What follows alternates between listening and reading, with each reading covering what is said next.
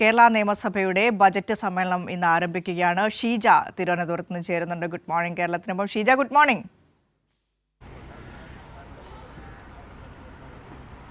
Good morning Vinisha. വലിയ തിരക്കുള്ള ദിവസം, തിരുവനന്തപുരത്തെ സംബന്ധിച്ച് നിരവധി വാർത്തകൾ വരുന്ന ദിവസമാണ്. ഷീജ നിൽക്കുന്നത് സഭയ്ക്ക് മുന്നിലാണ്. ഇന്ന് ബജറ്റ് സമ്മേളനം ആരംഭിക്കുന്നു. പുതിയ ഗവർണറുടെ നയപ്രഖ്യാപനം കാത്തിരിക്കുകയാണ്. എന്തൊക്കെയായിരിക്കാം നയപ്രഖ്യാപനത്തിൽ വരുന്നത്? അതിനൊക്കെ മുൻപ് ഞാൻ ഷീജയോട് ഒരു കാര്യം ചോദിക്കട്ടെ. മാനസയുടെ കല്യാണമായിരുന്നു ഇന്ന്. ഷീജ പോയിരുന്നു. എങ്ങനെയുണ്ടായിരുന്നു കല്യാണം?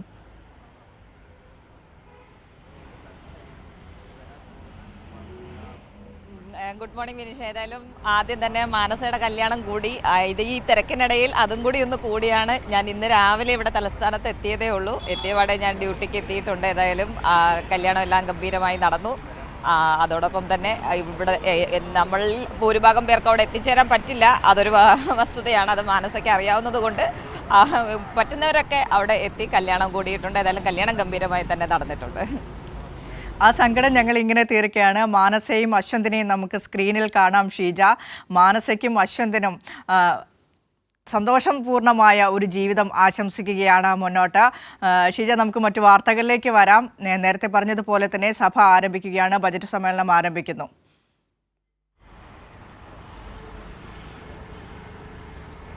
തീർച്ചയായും വിനിഷ, ഏതായാലും തലസ്ഥാനത്തെ സംബന്ധിച്ചിടത്തോളം ഇന്നിപ്പോൾ വളരെ തിരക്കേറിയൊരു ദിവസമാണ്. വിനിഷ നേരത്തെ സൂചിപ്പിച്ചതുപോലെ തന്നെ തിരുവനന്തപുരത്ത് ഇന്നിപ്പോൾ സഭാ സമ്മേളനം, ബജറ്റ് സമ്മേളനത്തിന് തുടക്കമാകുന്നു. അതോടൊപ്പം തന്നെ ഷാരോൺ കേസിൻ്റെ വിധി വരുന്നു. അതിനൊപ്പം എടുത്തു പറയേണ്ട മറ്റൊരു വാർത്ത സമാധി കേസാണ്. അതിലുള്ള ദുരൂഹതകൾ ഇനിയും അകലേണ്ടതുണ്ട്. അതിൽ ഇന്നിപ്പോൾ ഗോപൻ്റെ മൃതദേഹം ഇന്നാണ് സംസ്കരിക്കുന്നത്. അതടക്കമുള്ള കാര്യങ്ങളുണ്ട്. അതിന് പുറമെ ശിവഗിരി മഠത്തിൻ്റെ പരിഷ്കരണ യാത്രയുണ്ട്. അങ്ങനെ നിരവധി വാർത്തകൾ തിരുവനന്തപുരത്ത് നിന്നും മാത്രം വരാനിരിക്കുന്ന ഒരു സാഹചര്യമാണ്. ഏതായാലും സഭാ സമ്മേളനത്തിൻ്റെ കാര്യത്തിലേക്ക് കടക്കുകയാണെങ്കിൽ 15ാം കേരള നിയമസഭയുടെ 13ാം സമ്മേളനത്തിനാണ് ഇന്ന് രാവിലെ 9 മണിയോടുകൂടി തുടക്കമാകുക. ഗവർണറുടെ നയപ്രഖ്യാപന പ്രസംഗത്തോടു കൂടിയാണ് ഈ ബജറ്റ് സമ്മേളനത്തിന് തുടക്കമാകുക.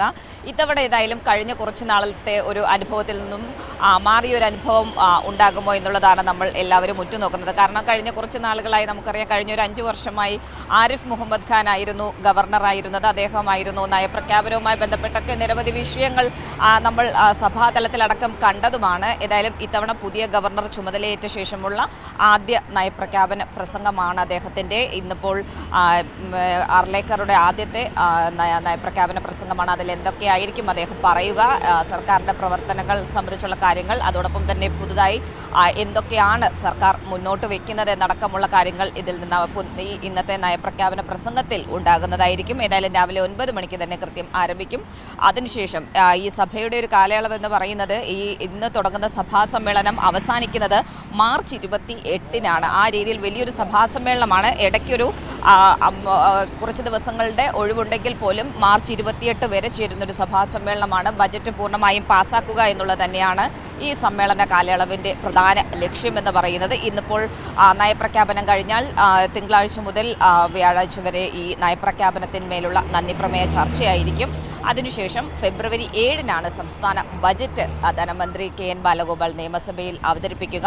അതിന് തുടർന്നുള്ള ചർച്ചകൾക്ക് ശേഷം ഒരു ഇടവേളയാണ്. ഫെബ്രുവരി 14 മുതൽ മാർച്ച് 2 വരെ ഒരു ഇടവേള നിയമസഭയിൽ ഉണ്ട്. അതിനുശേഷം മാർച്ച് 3 മുതൽ 28 വരെ തുടർച്ചയായിട്ടുള്ള സമ്മേളനം. ഈ രീതിയിലാണ് സഭാ സമ്മേളനം നിലവിലിപ്പോൾ ക്രമീകരിച്ചിരിക്കുന്നത്. നമുക്കറിയാം, സ്വാഭാവികമായും സഭാ സമ്മേളനമാകുമ്പോൾ സമകാലീന രാഷ്ട്രീയ വിഷയങ്ങളൊക്കെ ചർച്ചയാകും എന്നുള്ളതിൽ ഒരു തരത്തിലുള്ള തർക്കവുമില്ല. പ്രതിപക്ഷം അടിയന്തര പ്രമേയ നോട്ടീസുകൾ നൽകും ഓരോ വിഷയത്തിലും. ഏതായാലും സർക്കാർ കൃത്യമായ രീതിയിൽ തന്നെ അതിനൊക്കെ മറുപടി പറഞ്ഞു പോകുന്നത് തന്നെയാണ് നമ്മൾ കഴിഞ്ഞ കാലയളവിലൊക്കെ കണ്ടിട്ടുണ്ടായിരുന്നത്. അതിനൊപ്പം തന്നെ അത്രത്തോളം അടിയന്തര പ്രാധാന്യമുള്ള വിഷയമാണെങ്കിൽ സർക്കാർ ഒരു തർക്കത്തിനുമില്ലാതെ അതിൽ ചർച്ചയ്ക്ക് വരെ മുന്നോട്ട് പോകുന്ന ഒരു സമീപനമാണ് കഴിഞ്ഞ സഭാ സമ്മേളന കാലയളവിൽ നമ്മൾ കണ്ടിട്ടുണ്ടായിരുന്നത്. പക്ഷേ പ്രതിപക്ഷത്തിൻ്റെ വാദങ്ങളൊക്കെ ഈ ചർച്ചയുടെ സമയങ്ങളിൽ പൊള്ളയായ വാദങ്ങളൊക്കെ തുറന്നു കാട്ടിയുള്ള മറുപടിയാണ് ഭരണപക്ഷത്ത് നിന്നും ഉണ്ടായിട്ടുള്ളത്. ആ രീതിയിലുള്ളൊരു സമ്മേളന കാലയളവാണ് കഴിഞ്ഞു പോയിട്ടുള്ളത്. അപ്പോൾ ഈ സഭാ സമ്മേളന കാലയളവിലും ഈ സമകാലീന രാഷ്ട്രീയ വിഷയങ്ങൾ, പ്രത്യേകിച്ചും വലിയ തോതിൽ കോളിളക്കം സൃഷ്ടിച്ചിട്ടുള്ള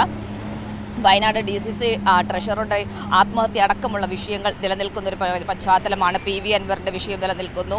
ഒപ്പം തന്നെ വയനാടുമായി ബന്ധപ്പെട്ടുള്ള കാര്യങ്ങളിലും സഭയിൽ വരും. കാരണം വയനാടിൻ്റെ പുനരധിവാസവുമായി ബന്ധപ്പെട്ട് ടൗൺഷിപ്പിൻ്റെ പ്രവർത്തനങ്ങളുമായി സർക്കാർ മുന്നോട്ട് പോകുന്നൊരു ഘട്ടം, അതും ദ്രുതഗതിയിലുള്ള പ്രവർത്തനങ്ങളുമായി മുന്നോട്ട് പോകുന്നൊരു ഘട്ടമാണ്. ഈ വിഷയങ്ങളടക്കം സഭയിൽ വരും എന്നുള്ളതിൽ തർക്കമില്ല. ഏതായാലും സജീവമായ ഒരു സഭാ സമ്മേളന കാലയളവിന് കൂടിയാണ് ഇന്നിപ്പോൾ തുടക്കം കുറിക്കുന്നത്. വിനിഷ. ഷീജ തന്നെ നേരത്തെ സൂചിപ്പിച്ചു കഴിഞ്ഞു. നിരവധി തിരക്കുകളുള്ള ദിവസമാണ് തിരുവനന്തപുരത്തിന് ഇന്ന്.